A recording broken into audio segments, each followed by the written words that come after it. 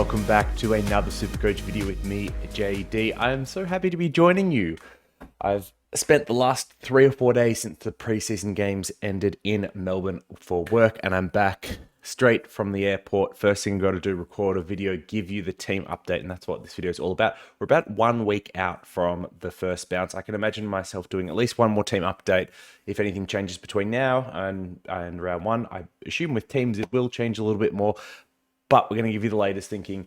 And I think it's very crucial because I have been tweeting up a storm. Basically, GWS memes have been this account. If you didn't check, I did do a reviews of all 9 games. They were my takes on those. I don't really have time to do a video. I'd probably be about 3 hours long. But yes, we're going to see if we're going to back up the memes today. That's really what it's all about. A little bit of housekeeping before we jump into it. For those that are looking for additional content, the Fantasy Take TV preseason package is, of course, running. You can find it on the website at FantasyTakeTV.com, FantasyTakeTV.com, or ask about us in the Discord, which you can also find links for below.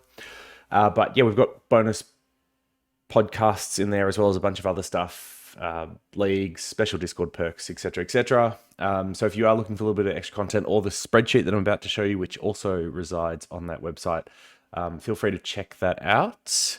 I think we're about to make a lot of those leagues now. So if you are a member and you're not in the Discord, I think watch out for our email because we'll probably send out something. But we're going to go through the team today. And then I've got a very busy schedule pack. We've got to do a mid-price pod for the preseason package.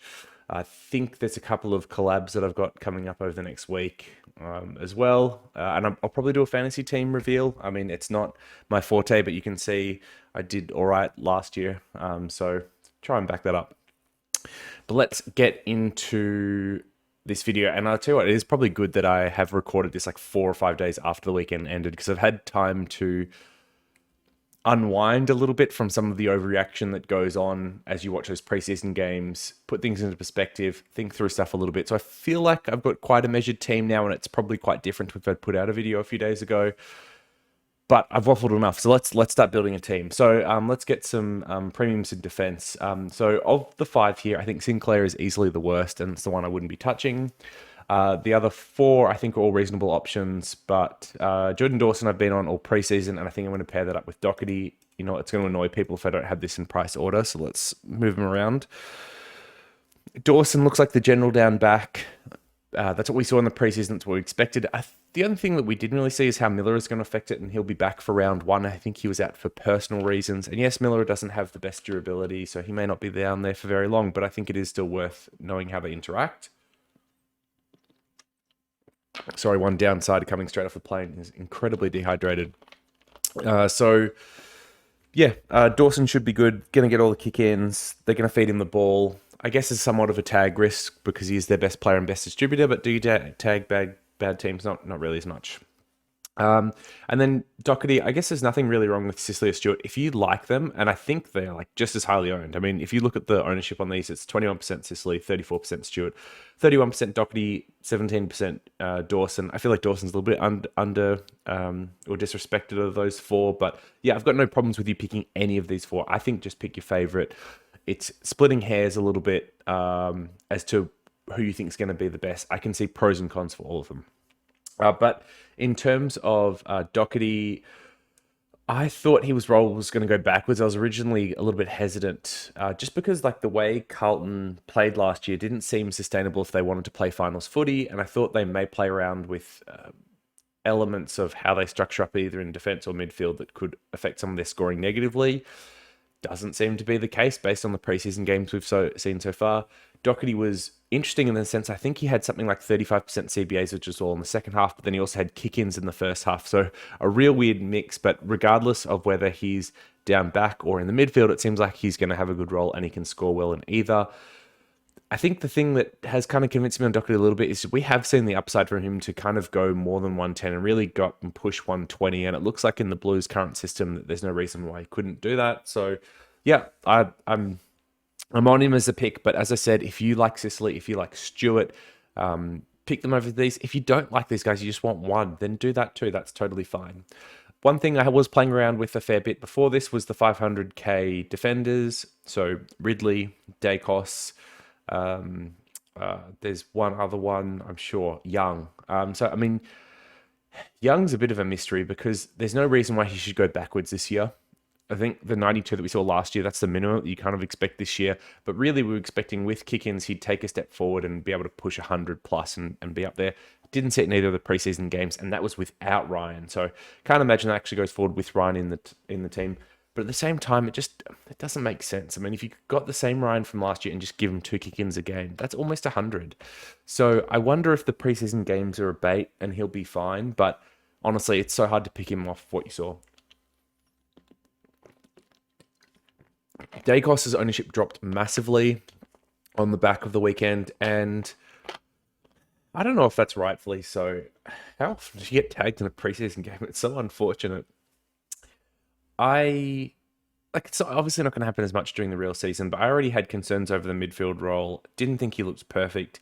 He's going to goal around a lot, but I do think the incentive is there for teams to tag him, and there are more teams tagging this year.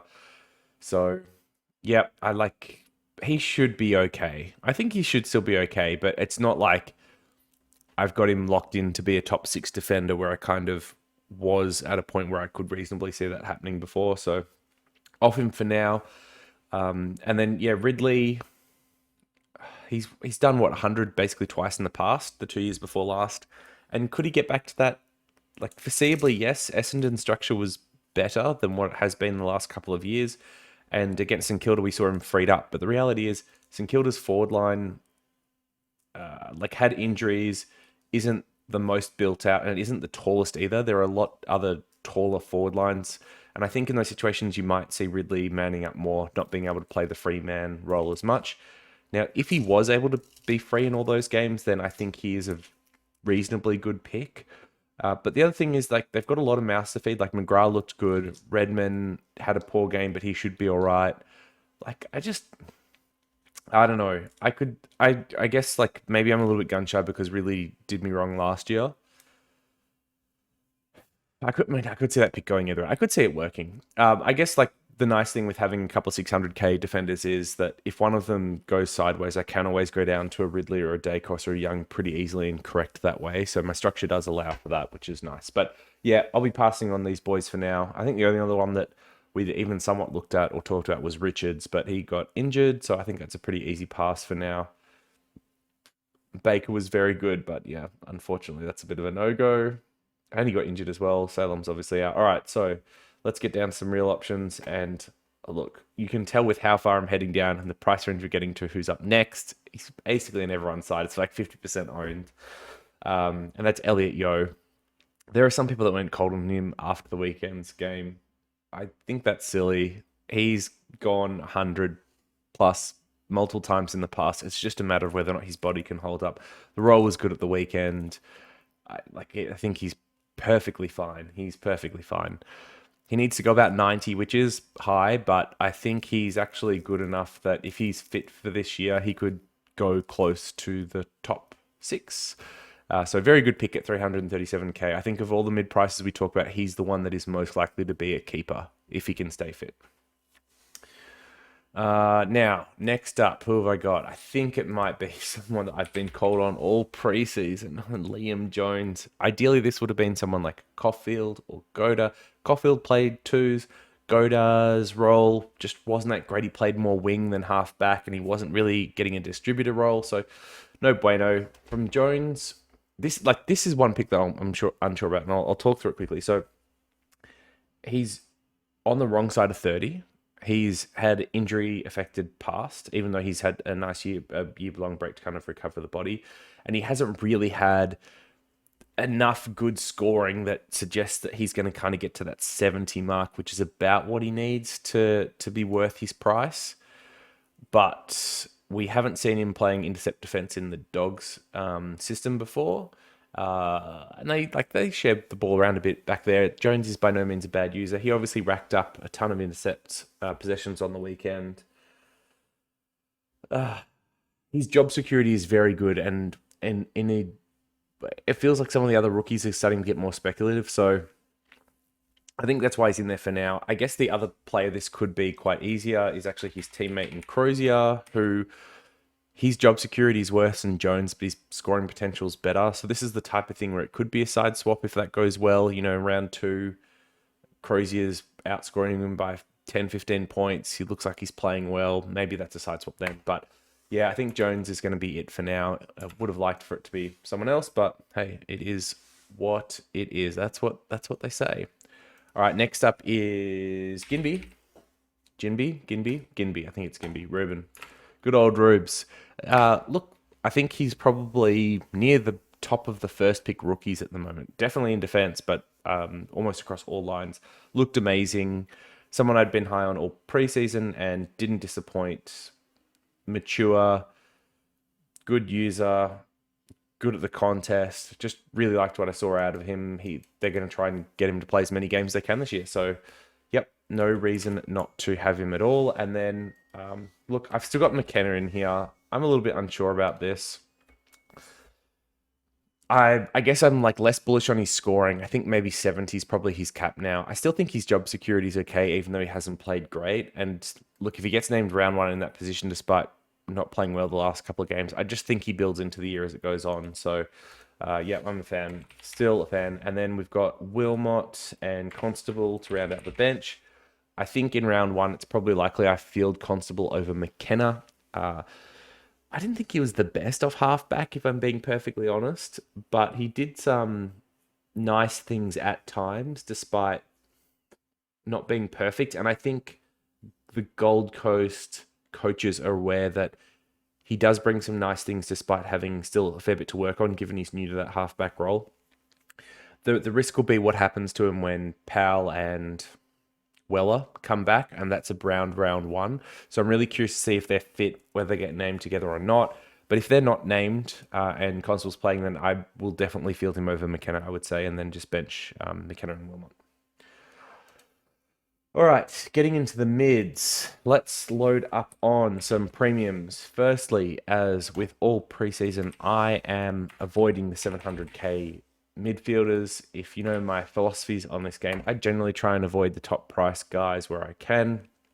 I feel like they backfire more often than not. And in a year, or in a system that we've moved to in the last couple of years, where value is more important, then players like Clary and Laird at 700k really present very little upside and then a lot of downside.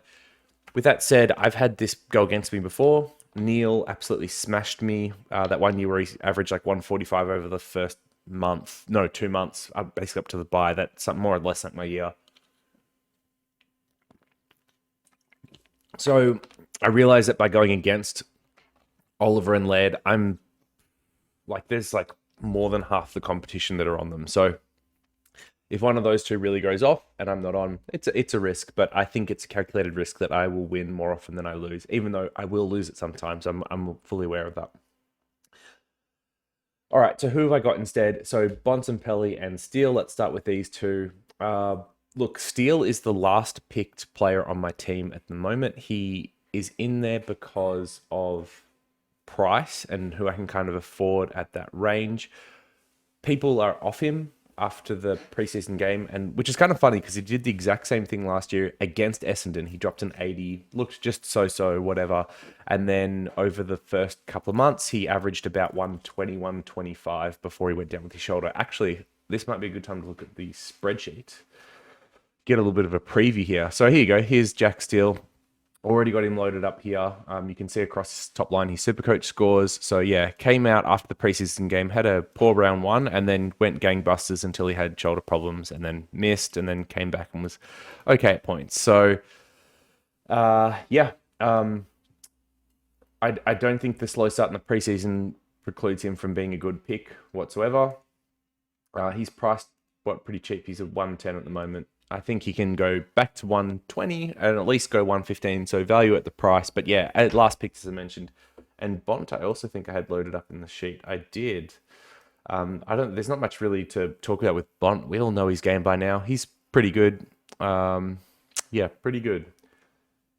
Why I've loaded him up against Bailey Smith. I mean, why wouldn't Bailey Smith play? There's no reason. And he was better with him than without him anyway. So he finished well over the last 10, did better in wins and losses, but kind of stuff that you somewhat expect. But yeah, those will be the the first two I picked. Bontempelli's been a lock in my side all preseason. I've talked about him a fair bit, so I won't need to. And I guess for those wondering, if I had the money, I wouldn't be going Steele. I'd be going McRae, I think, at that spot.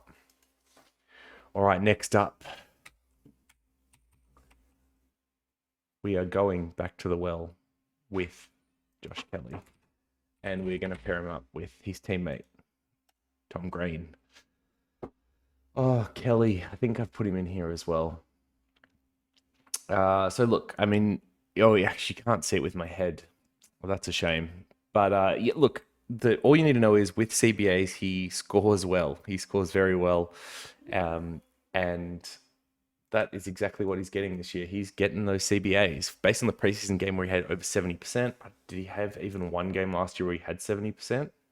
Had exactly one, and he went 131. There you go. So look, he's someone that if he's getting more than 60% CBAs, 65% CBAs, he's a 115 to 125 player.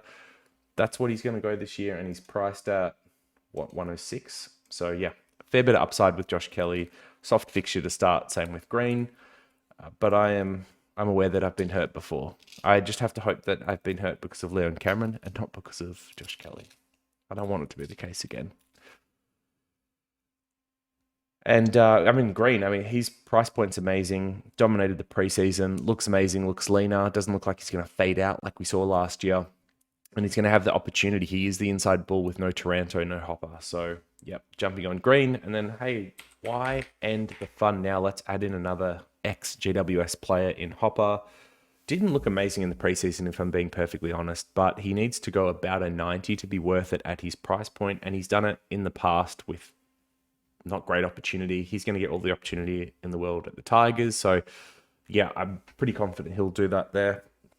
Now, I have none of the next people we're going to talk about, but quickly, Will Setterfield, 350k, got Warple, 310k, and Wanganeen Malira at 303k. All options you could consider. I'm sure I'm missing someone else around this price point as well. Oh, she would not consider. Did not like all preseason. Don't like now. So Setterfield, I'm a little bit worried. He's the most expensive of these ones anyway.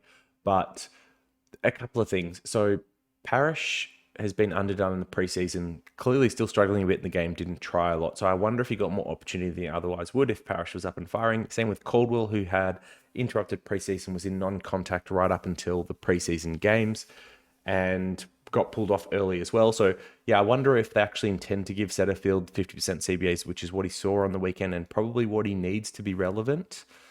At 350k, he's got to go up into that 90s point. And I think if he had 60%, roughly that CBA amount, he could do a 95. I believe that's in him. But I just don't think, I'm not sure that we're going to get that many CBAs for him. I just don't know if that's on the cards. So yeah, I'd probably stay off him. Warple's the one I've been dabbling with.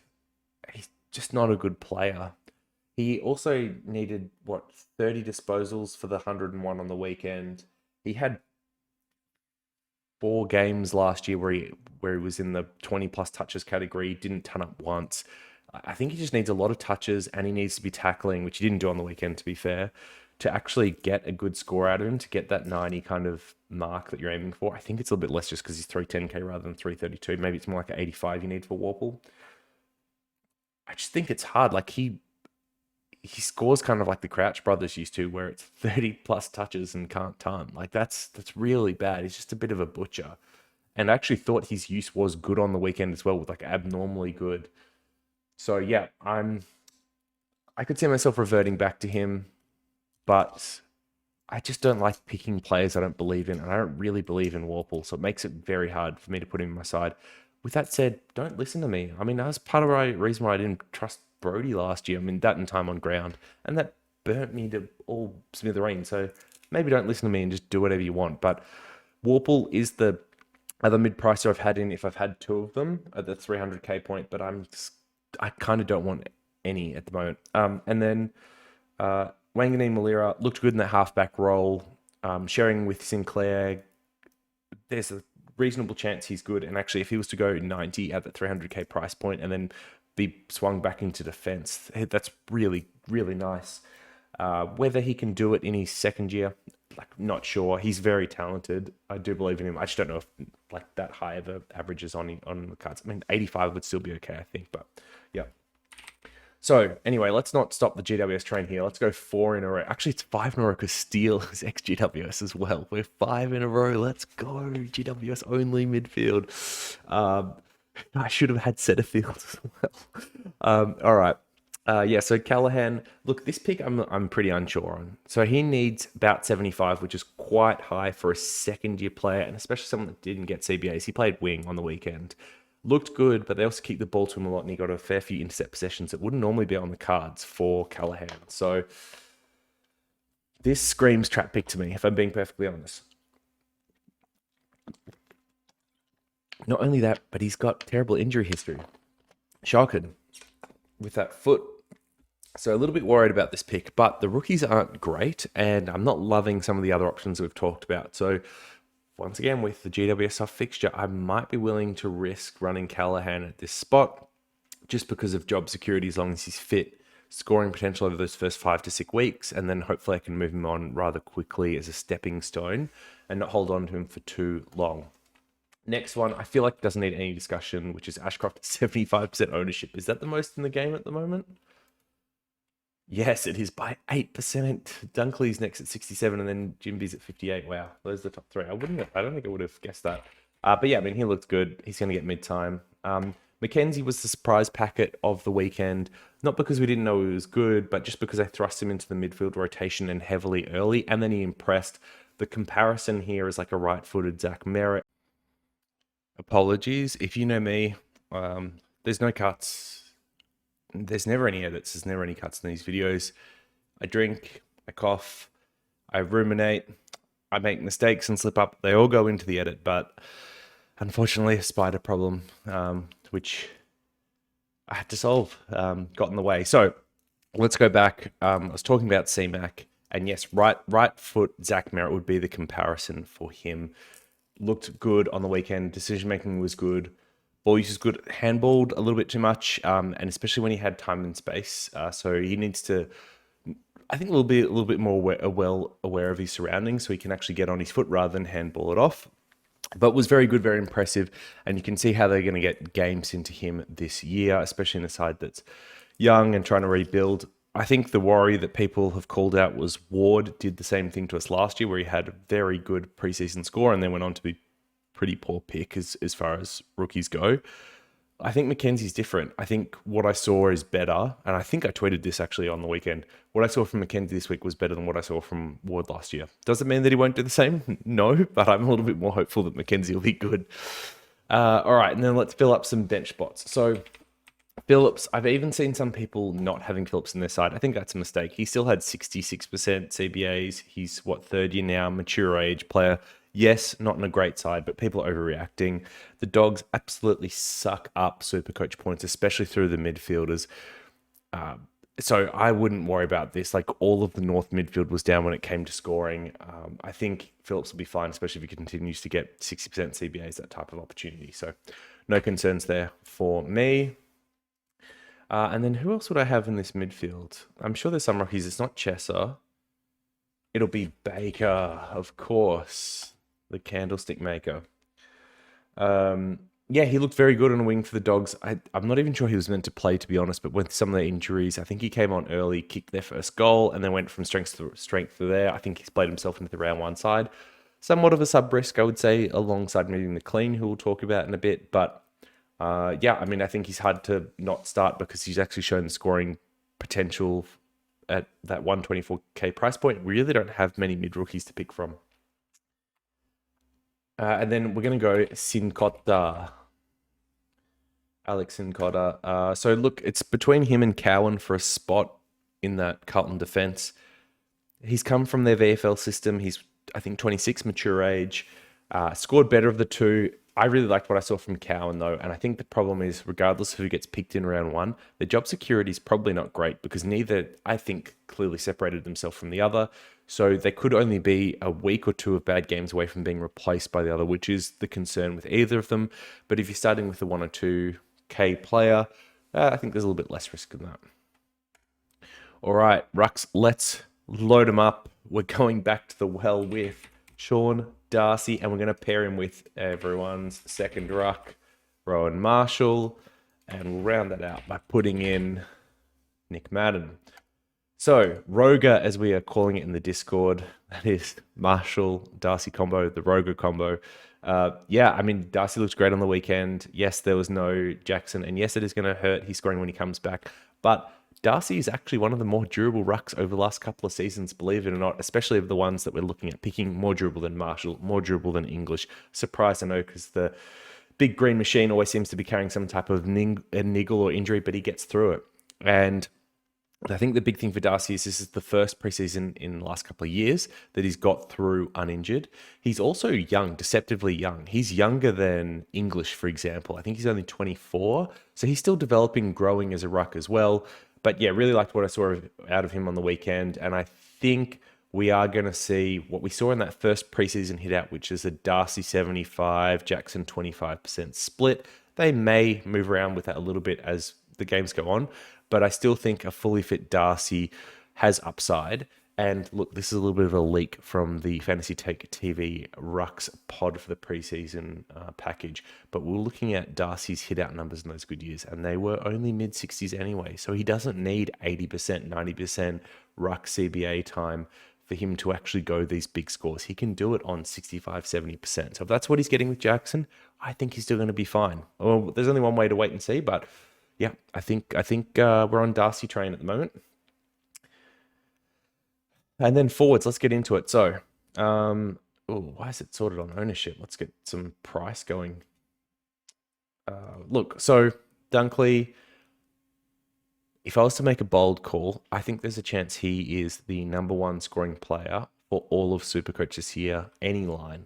So people are asking me, are you worried about captains with no Laird and no Oliver?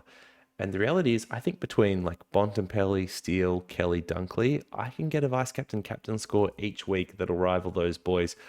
I think looking at the SC data captain scores last year, I think my average was something like 139 or 136, which placed me in about the top 200 coaches that it tracked for captain scores last year. So I had a pretty good track record with it. I think I'm going to be okay. I mean, this is setting myself up for failure the way I'm talking through it, but I'm pretty sure that I'm going to have enough options each week that I can keep up until I get someone like a Laird or an Oliver in around 6, 7, 8, and then it doesn't matter anyway. So really, I've just got to manage the gap for 6 weeks, and with GWS having this very soft fixture, I think we can make it happen. We can make it work.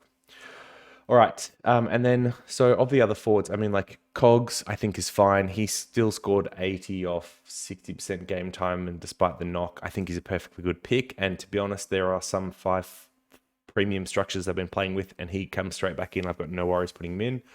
Butters definitely cooled on a little bit with the AC problem, and then the role we saw on the weekend. Dylan Moore, I loved him all of last year.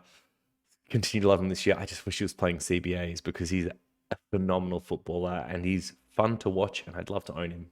But instead we're going Rosie and Taranto, which are pretty boring vanilla picks. I think they're both very highly owned, but if you were watching on the weekend, the eye test backs up what we've said all preseason. They're pretty much must-haves in your side. And then, look, just like everyone else, we are on the Errol Goulden hype train. It comes back to watching footballs that you like, and Errol is one of my favorites, has been since he was a rookie in our teams. His kicking is sublime, and did I load him up in here?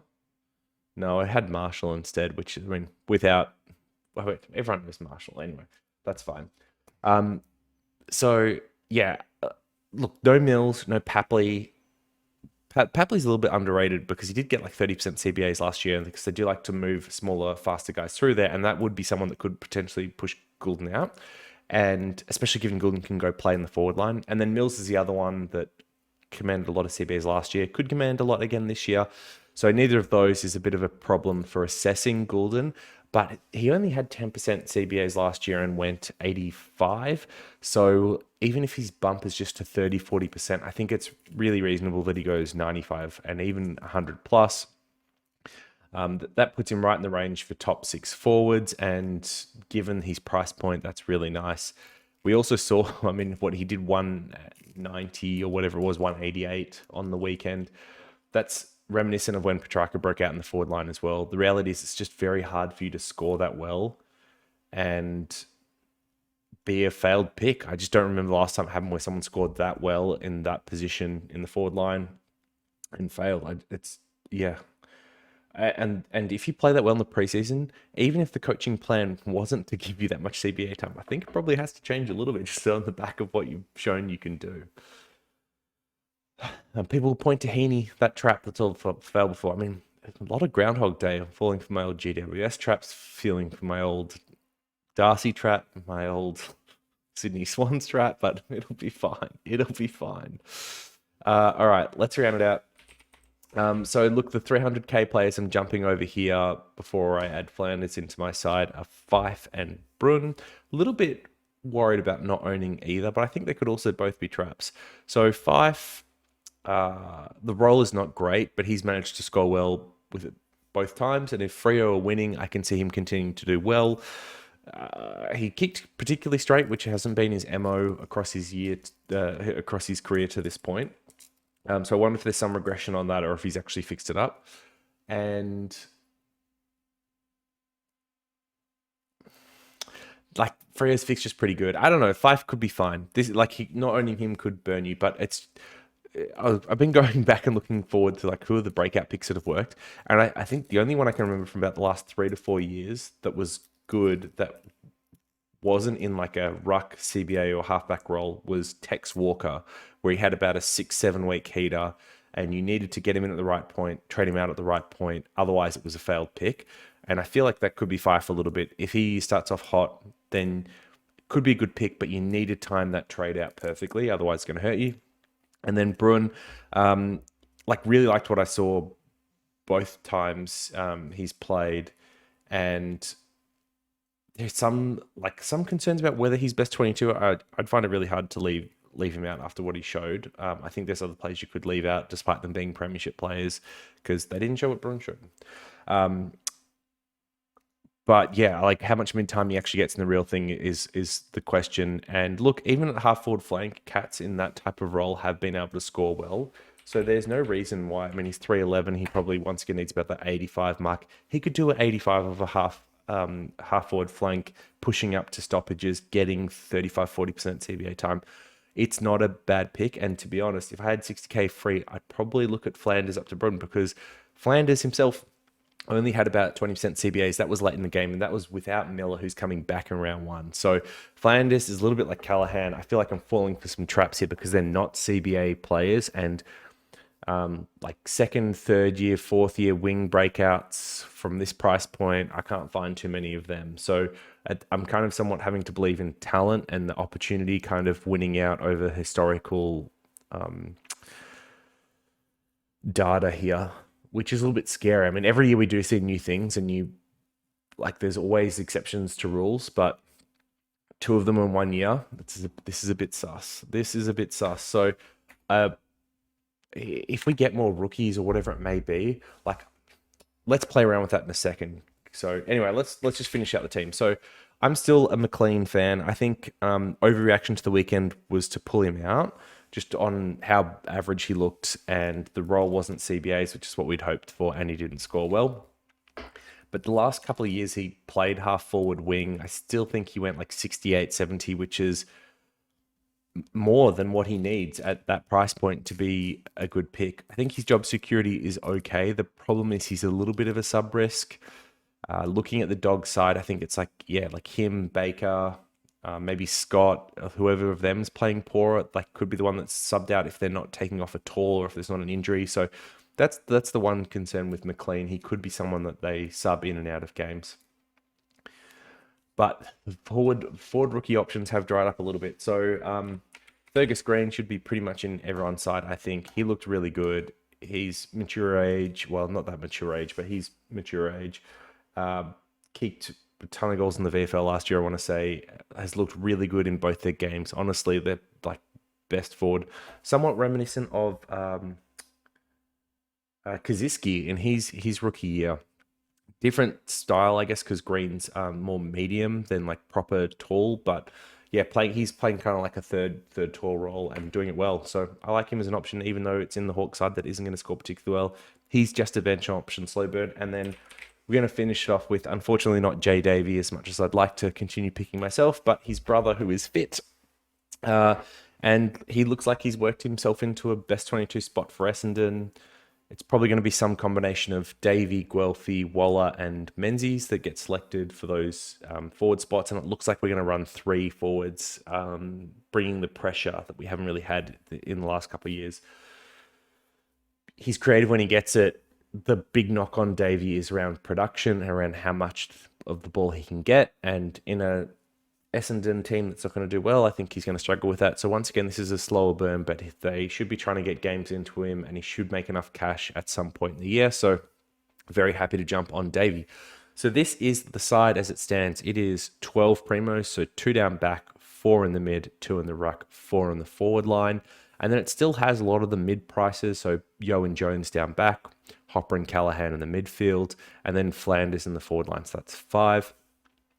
And I think the rookies are pretty solid. I haven't got anyone that's too speculative in here. I think the only rookie really that I haven't got that I'd probably consider is, well, obviously Cowan if he gets selected over Sincotta, and then maybe Chesser. Chesser's also a little bit of a sub-risk, just given that it looks like they're trying to scale him up into it. But I think his job security over the season is better than a lot of the other players we're talking about. There are, of course, other rookie options that I'm not jumping into. But yeah, that's the team as it stands now. As I mentioned, Callaghan and Flanders are ones that do worry me a little bit. I do wonder if like Chesser gets picked. Oh yeah, I could totally do this. So Chesser here, and then like maybe Bruin in the forward line if I don't want to play those two. Oh, that's a possibility. 69k is a nice little chunk of change I could do something with as well. Maybe if I wanted to get like a McKenna up to a Crozier or something like that. All right, but we'll unwind those. So I guess that's one thing that I can look at as this goes on. And then obviously I'd play Phillips on field, which I know a lot of people don't want to do. I'm personally like okay with it. I think it's fine.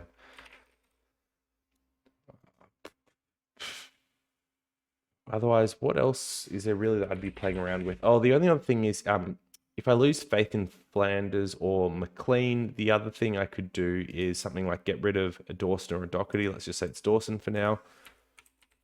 Put someone like a Crozier down back, and then go back to someone like Cornelio on the forward line. So I could get the 5 kind of premiums, Flanders, which then looks pretty solid, and then defense is a little bit light. It's running some of these mid prices, but that could work as well. I think the unfortunate thing with both of these is that, oh, actually with the 60k option, I could go steal up to McRae. Okay, so if I end up with McRae, that'll probably be how I do it. So look, I don't want to fiddle around with my team too much. I don't think it's very useful. But it gives you at least some idea of like, look, I've got this structure. I'm starting to play around with how these things can move in and out a little bit. So as teams start to drop and get more information, I can kind of know how things move around. But that is it for now. That's where my team's at.